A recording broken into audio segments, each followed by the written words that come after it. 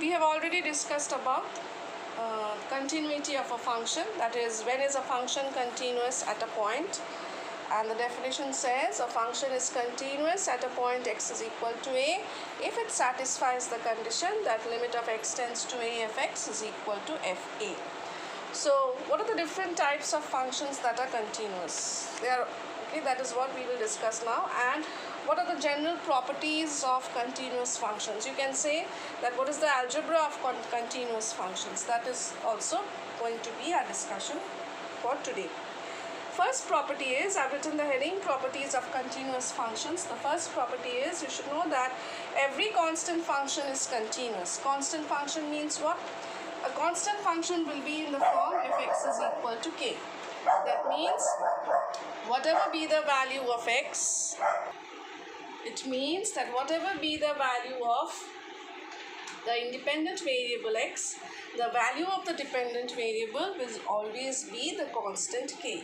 That means if I take a particular value, suppose at x is equal to a, what will be the value of the function? It will remain k. Okay, and when I am evaluating the limit of x tends to a of fx, according to the techniques that we have done, we know that substitution is the basic method. So it will be, we just substitute, and that is, it is becoming f of k, and we have seen fa is nothing but k.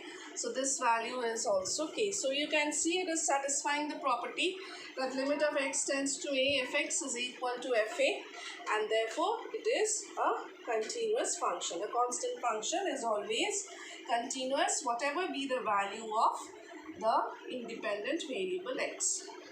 The second property now, that is identity function. The identity function. What is the format of an identity function? Y is equal to x or fx is equal to x. Identity function is which one? The values of x and y are same. Simply speaking, if x is 1, y is also 1. If x is 2, y is also 2, and so on. So it maps an element to itself. Okay, so that is why it is termed as an identity function. So this identity function, fx is equal to x, is always continuous, whatever be the value of x that I take in the domain. Okay, so therefore, next property now we move on to. This is also obvious because you can see if I take limit of fx, it will remain x. Okay, it will mean limit of x, and limit of x means value of x when x is a. That is, what I mean to say is, if I take a particular value at x is equal to a, the value of the function fa is your a itself. And when I consider the limit, that is limit of x tends to a, fx will mean substitution method, that is, simply it will be limit of x tends to a of x, and therefore this is also a. So you can see it is satisfying the property that limit of x tends to a fx is equal to f of a, because the value is the same a, therefore it is continuous. Okay, so first property we did was that every constant function is always continuous for all real values of x, and every identity and an identity function, it shouldn't be the, it should be an identity function fx is equal to x is also continuous. Now general properties, that is, if I have two functions, that is, suppose if fx is a continuous function, continuous at x is equal to a, and suppose gx is another, or rather simply g is also another, can I write that side? Yes, is also continuous at x is equal to a. If f is continuous at x is equal to a and g is continuous at x is equal to a also, then subpart 1, the sum of the functions, that is f plus g, will also be continuous at x is equal to a. The difference of the functions, that is f minus g, will also be continuous at x is equal to a. Okay, subpart 2, any multiple of any one of the functions. Suppose I take f, lambda of f, okay. This is also going to be continuous at x is equal to a. What is lambda? Where lambda is just a constant. Okay. So it's going out of frame where lambda is just a constant. Then also this is continuous at x is equal to a. Product of the two continuous functions will also be continuous. F into g will also be continuous at x is equal to a if individually they are continuous. That is, if fx is continuous at x is equal to a, gx is also continuous at x is equal to a, then their product fg will also be continuous at x is equal to a. And similarly, their quotient f by g is also going to be continuous at x is equal to a, but provided the denominator does not become 0 at the point x is equal to a. Otherwise, why? It will become undefined. We'll discuss that.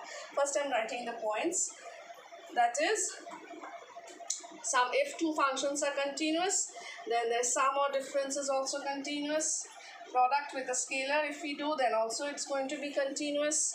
The product between the functions is also continuous, and the quotient of the functions is also continuous at x is equal to a. How will we justify this? Very simple. The moment I say that f is continuous at x is equal to a, what can I write? I can write by definition that limit of x tends to a, fx is equal to fa. Right? Similarly, the moment I say that gx is continuous at x is equal to a, I can say the same thing. That is, I can say that limit of x tends to a of gx is also going to be ga. How are we getting this? By definition of continuity. By definition of continuity, can you see? Yes. By definition of continuity of a function at a point. So, so what will happen to limit of x tends to a fx plus gx? I'm simply writing f plus g. Generally, what is it supposed to happen? It's supposed to get distributed. So it's limit of x tends to a of fx, simply f I'm writing, plus limit of x tends to a of gx, that is simply g. Limit of fx, we have seen it is f of a. Limit of gx, we have seen it is g of a. So notice something, what did we get? Thus, limit of x tends to a fx plus gx is equal to fa plus ga. So what does it mean? This means what? Limiting value of the sum of the functions is equal to value of the sum of the functions. If I take it as an entity, that is, if I take suppose fx plus gx as hx, then fa plus ga will mean what? Value of hx when x is equal to a, because actually I am putting a over here. So obviously it is the value of hx when I am putting the value of x as a. So actually I am getting ha. So this actually is nothing but limit of x tends to a, hx is equal to ha. Right, and therefore it satisfies the condition of continuity. So that means that hx is a continuous function. So therefore, and hx is sum of the functions. So therefore, sum of the functions is continuous if individually the functions are continuous. Similarly, for constant, what will happen in that case? When we are taking lambda into fx, when we are considering the second subpart, that is limit of x tends to a lambda of fx. What do we do when we evaluate limit? Lambda comes out and we have limit of x tends to a of fx. Okay, so and since we have seen that this is continuous, so this is becoming lambda into fe. So what have we obtained? We have obtained limit of x tends to a of lambda fx is equal to lambda fa. So if I take this as an entity, that is if I take limit of x tends to a hx Okay, that is, I am considering lambda fx as a single entity hx, or single function, replacing it by a single entity. And this will mean what? I have replaced x by a, so this will actually mean h of a. So it is satisfying the condition that limit of hx is equal to ha as x is approaching a, of course. So therefore lambda fx is continuous, or rather you can say that therefore h is continuous, which means lambda f is also continuous. Similarly, f into g. What about this? How did we get ga not equal to 0? That is, subpath 3 can be argued in the similar manner, so I'm not discussing subpath 3 where you have product of functions. Quotient of functions when you're doing limit of x tends to a fx by gx. What do we do generally? We distribute, isn't it? So that we write limit of x tends to a fx by limit of x tends to a gx, and then we put the value, substitution method. This gives us fa, this gives us ga, provided ga not equal to 0. Okay, and if ga, that is the denominator, happens to be 0, then obviously we cannot apply substitution method. We are supposed to apply other methods, that is rationalization, factorization, and so on, blah blah. Okay, so if I consider fx by gx as an entity, I am replacing it by, suppose, hx. So when I put a value of x as a, then I get fa by ga over here, which is supposed to be represented by the symbol ha, because this means value of this expression when x is a. So what am I getting on the left? On the left I have limit of x tends to a hx. On the right I have ha. So by the same logic and by the same definition of continuous functions, it means that the function hx is continuous at x is equal to a. So therefore hx we have taken as fx by gx. So therefore fx by gx is continuous at x is equal to a, provided ga not equal to 0. That means that the value of the denominator, limiting value of the denominator, or the value of the function at x is equal to a should not be 0. Okay, so we move on to the next set of properties. That was property number 3 and its subparts. Now property number 4. Property number 4 says every rational function px by qx is continuous for all x. Whatever be the value of x, px by qx is, what is a rational function or rational fraction also we say sometimes. Rational fraction or is a fraction where the numerator, this is the numerator, is a polynomial of certain degree, suppose degree m, and denominator, this denominator over here is another polynomial of degree n.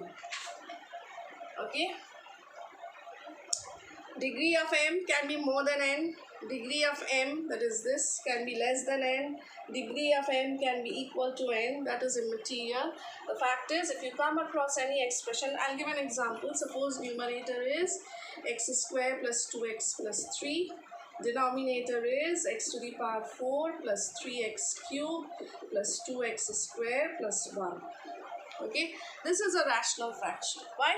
Because numerator is a polynomial. You can say it is a quadratic, but more formally speaking, this is a polynomial of degree 2. The highest power is considered as the degree of the polynomial.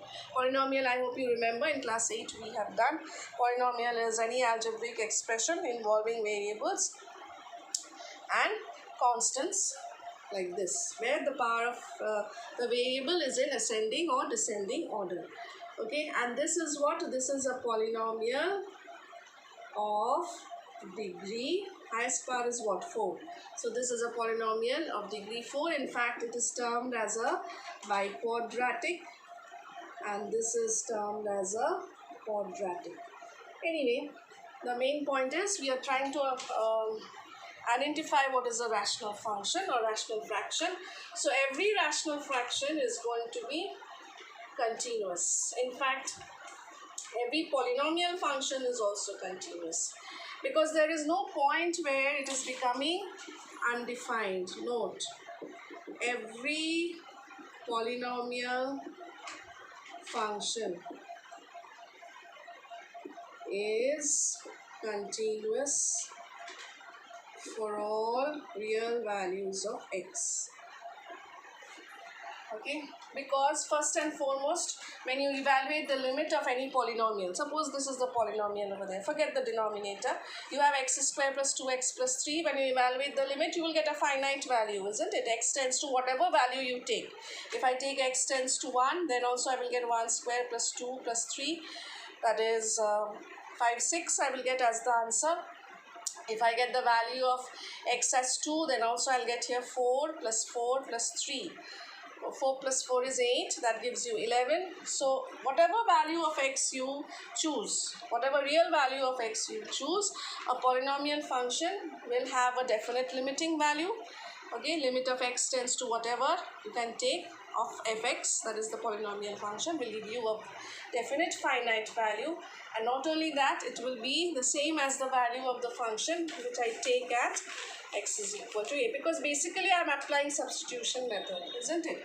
That is what I mean is, suppose fx is x square, no, I'll take something else, otherwise you will get confused. X square plus 4x plus, what shall I take, 1 or 2.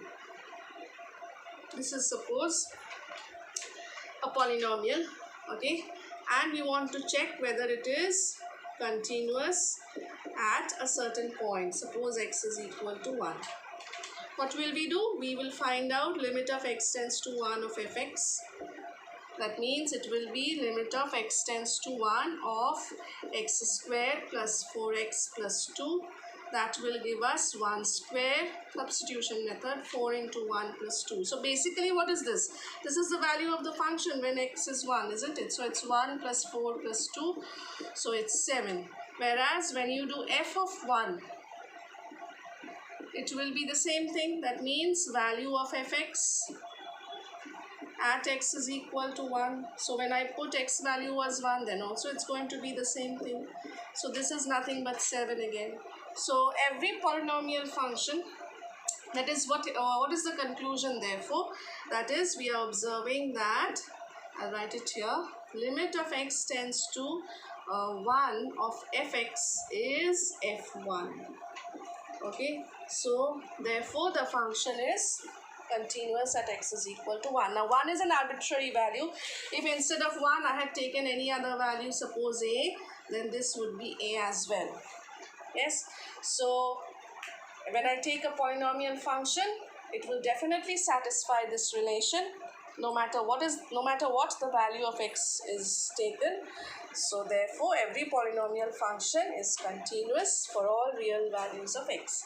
So since numerator is continuous, when I am considering a rational function, since it is a ratio of two polynomials, numerator is continuous for all values of x, denominator is also continuous for all values of x. Definitely here it's never going to be 0 when I apply substitution method.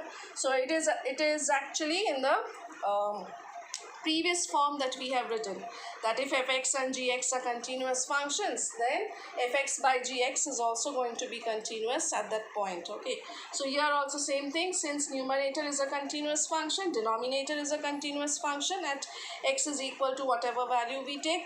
So therefore this rational fraction is a continuous function for whatever value of real value of x we take, that is for all values of x. Okay, then comes the general functions that we have, that is the exponential function, that is e to the power x, is always continuous for all values of x. Okay, for all real values of x, because limit of e to the power x, when you do x tends to a, it will be e to the power a itself. Okay, so e to the power x, and this listing I won't write in details. E to the power x is always continuous. Then you have sin x and cos x.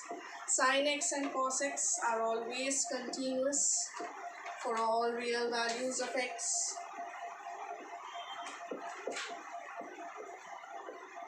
Because there is no point where they become undefined, and it has been observed that they attain the desired value of the function when we take a particular point. Please, but you must remember this, okay? Sin x and cos x are continuous. And what else we have done earlier? This, what is it? We have done this, that there is cosec x. When we did trigonometry in class 11, I had mentioned cosec x and cot x. They are not always continuous. In fact, they are becoming discontinuous at certain points. Where are they becoming discontinuous? Now, cosec is what? Reciprocal of sine. Okay? And sine is 0 over here and over here. This is for sine. Okay? Cot x is reciprocal of tan, and tan is 0 at the same points over here. Okay, at the value of the angle, that is at x is equal to 0 and x is equal to pi, it's going to become 0. The denominator is going to become 0, because the moment I write cosec theta, I am considering 1 by sine theta. So therefore, the moment denominator is becoming 0, it's going to become undefined. So what are the values of x where sine theta is 0? Those are the values where cosine theta is going to become undefined. Similarly, what are the values of x where tan theta is 0? I will write here cot theta is 1 by tan theta, and I think I'll write x, that will be better, because I'm considering x over here. So the values of x where tan x is becoming 0, those are the values where cot x is going to become undefined. So cosec x and cot x are becoming undefined where are discontinuous at x is equal to n pi. This is a very important statement. Multiples of pi. Okay, what is n? Where n can be 0. N belongs to integer basically. That is, x is equal to 0 plus minus pi plus minus 2 pi plus minus 3 pi and so on. Okay, that is, n value is integer. N is an integer which can be positive as well as negative. N belongs to I. Because it's not that only over here. It comes here. When it comes over here, then also it's going to be 0. Again, when it comes back, that is 2 pi. The angle is 2 pi, isn't it? Then on again, denominator is going to be 0. Again, 2 pi plus pi, that means 3 pi, it's going to be 0. 3 pi plus pi, 4 pi, it's going to be 0, and so on. Similarly, if I take clockwise, then it is 0 over here. This is minus pi, where it's becoming 0 in the denominator, so therefore it's undefined here. Similarly, here it's going to become 0, that is minus 2 pi, and a further of minus pi, that gives you minus 3 pi. That is where the denominator is going to become 0, so this is going to become undefined, and so on. So the moment it becomes reason is what? I'll write the reason. Because cosec x and cot x become undefined at these values of x. So since the denominator is becoming 0, so cosec x and cot x are going to become undefined at these values of x, and therefore cosec x and cot x are going to be discontinuous at these values of x. Similarly, sec and tan. Sec x and tan x, they are also going to be discontinuous someday. In fact, tan x we know where it is discontinuous. Where is it discontinuous? Sec x. Sec x is reciprocal of cos. Where is cos 0? Cos is 0 over here and over here. This is for cosine. Okay. So when I consider cos of x, not cos of x, sorry, sec of x. When I consider sec of x, I have to think of cos x, where cos x is becoming 0. and those are the points where sec x is going to become undefined. Okay, tan x already you know it is undefined over here and over here, so no need to worry about that. So sec x, tan x is undefined over here, cosine is 0 over here, so these are the same points where sec is going to become undefined. And what are these points? This is how much? Pi by 2 plus pi, that makes 3 pi by 2 when you take the LCM. Again it will rotate 3 pi by 2, again it will come here, plus pi, that makes 5 pi by 2. 5 pi by 2 plus pi, that makes 7 pi by 2. So therefore they are discontinuous at x is equal to odd multiples of 90 degrees. Please remember this, n belongs to I. In other words, the values of x are pi by 2, in fact plus minus both. I have considered over here, when I was explaining, I have considered anti-clockwise rotation. It can be clockwise rotation also. So accordingly, plus minus 3 pi by 2, plus minus 5 pi by 2. Do I have space there? No. Plus minus 7 pi by 2, and so on. So these are the values of x where it is becoming undefined. Okay. Then, so these are the main points or the main properties that you have to remember under continuous functions. Besides that, there is one more property which I did not mention. If, that is property number, what number was it? I think I discussed property number 7. Now it will be property number 8. Okay. According to that property, that is, if f compose g, I hope you remember composition of functions. F compose g is defined. Defined means it does not become undefined anywhere. And if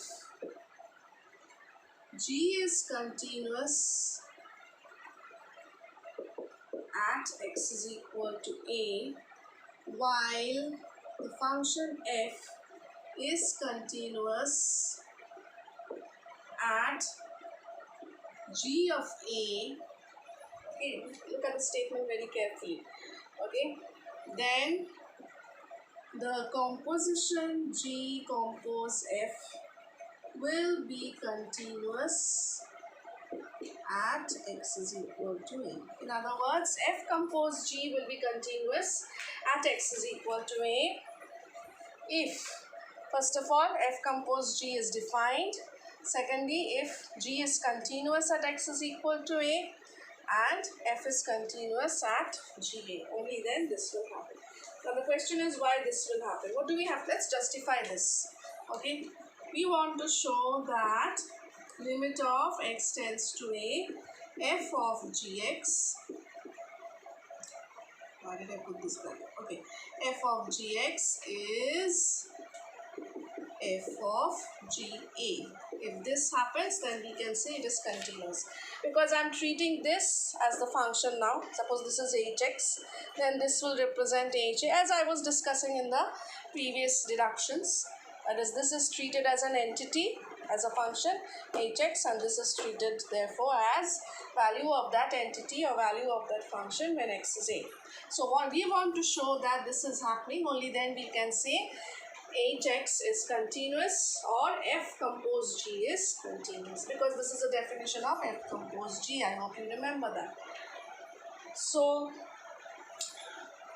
now, according to the conditions that is mentioned in the statement, what do I have? When I take that gx or simply g is continuous at x is equal to a, then it means that it satisfies the definition that limit of x tends to a gx is ga. Okay, that is when I take it that limit of when I take that ga is a continuous function at x is equal to a, then actually I can see that it will satisfy this definition. In other words, I can write it like this, that gx is approaching ga as x is approaching a. This follows from the concept of limit. Remember, when we started with limit in class 11, we have discussed this. That is, limit of fx is L means fx tends to L as x tends to a. So here we are writing it like that, that gx tends to ga as x tends to a. In place of gx, I am replacing by, suppose, what will I replace? H, or maybe simply z. Z is GA. This means that Z is approaching GA as X is approaching A. I'm just making it compact, where I have replaced GX by Z. Okay. Now let us consider this left hand side. Okay. So limit of X tends to A, f of Gx means, can you see? Yes, you can see. Means limit of x tends to a f of z, because I've taken gx as z. And now since this is a function of z, I cannot write x tends to a. I have to write what z approaches to. And I have seen when x approaches a, z is approaching ga. So z is ga. That is the purpose of taking gx as continuous, because ultimately I have to replace over here. I have to replace what gx is approaching as x is approaching a.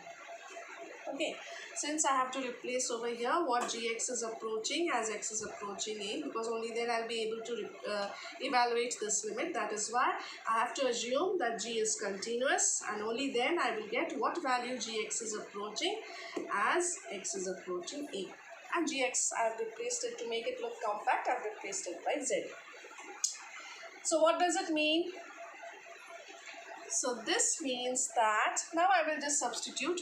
This means what? Substitution method, f of ga. So as z gets replaced by ga.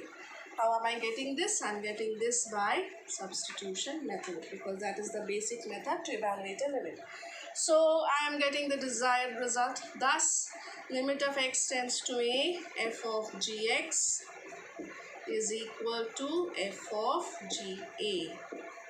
That means f compose g is continuous at x is equal to a. Okay. So deduction you don't have to do as such, but once if you go through it, at least it will be easier for you to remember, I think. So these are the main points under limit of a function, and which you have to remember and you have to apply. There are two types of application. One is showing whether the function is continuous or not. That is, examine whether the function is continuous or not at a given point. And another type of function is all the time you need not have to use the definition. There will be some cases where the function itself will give you an idea whether it is going to be continuous or not. That is, for example, if I take this one, say, take a very simple example. Suppose they are asking you to examine the continuity of the function fx is equal to x square minus 25 by x plus 5. Okay. Now, numerator is a polynomial, denominator is a polynomial. This is basically a rational fraction. It is supposed to be continuous for all values of x except at the points when the function is becoming undefined. That is what we have learned, isn't it? I will write that being the quotient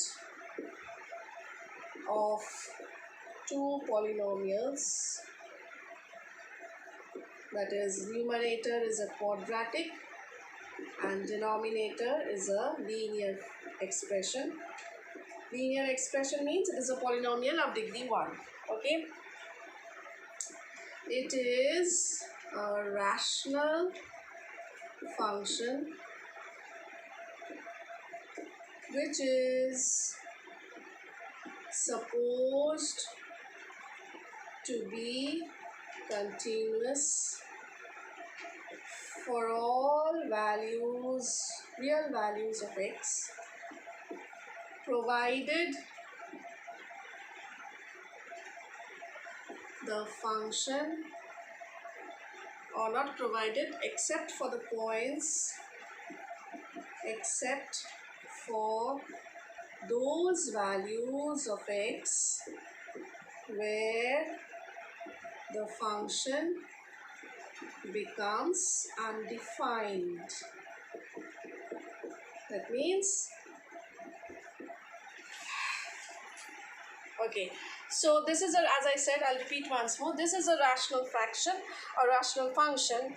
It is supposed to be continuous for all real values of x, provided this denominator over here does not become 0, because when I'm doing f of a, whatever value of a I take as x, when I do f of a, if this denominator becomes 0, then it's going to become undefined, isn't it? So that should not happen. Otherwise, there's going to be a gap over there. It's going to become undefined. Denominator 0, you know, it's meaningless.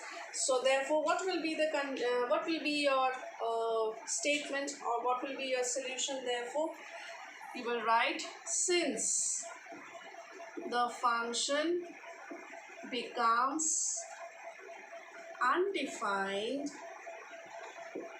when x plus 5 is 0, that is when denominator is 0. When denominator is 0, it becomes undefined. Yes, when we did indeterminate forms and limits and all that, that time we have realized that. So if x plus 5 is equal to 0, then the function becomes undefined.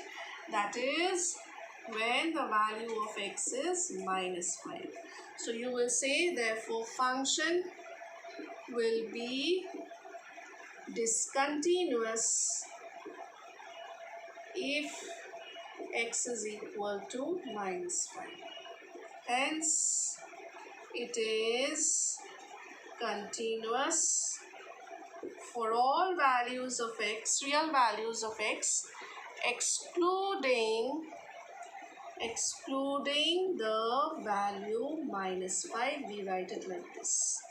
It is continuous for all values of x, excluding the value minus 5, and symbolically we write it like this.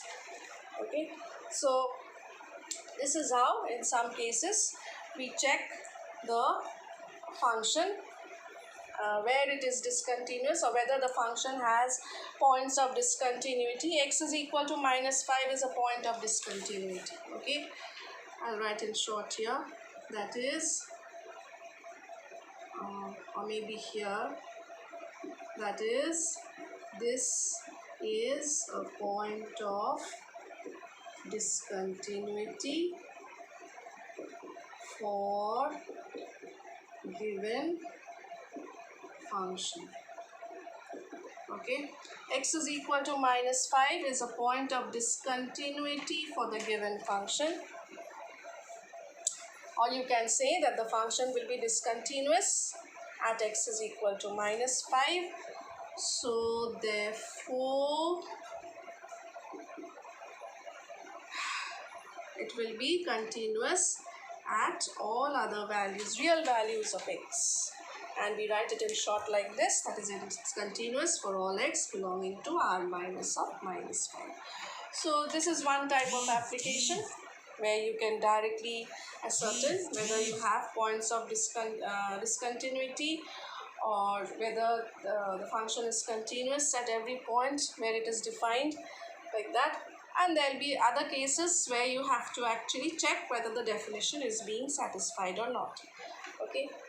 So this is actually with reference to the last point that we had discussed under discontinuity at x is equal to a. Remember when we introduced the definition of continuity, in fact when I introduced the definition of continuity of a function at x is equal to a, I had also discussed the conditions under which a function will become discontinuous at x is equal to a. And under that, the last point was fa value is undefined at x is equal to a. That is one condition under which it is going to become discontinuous at x is equal to a. So this is such a situation where the function is we are finding out the point where it is going to become discontinuous.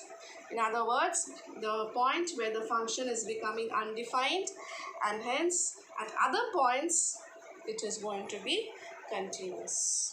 Okay.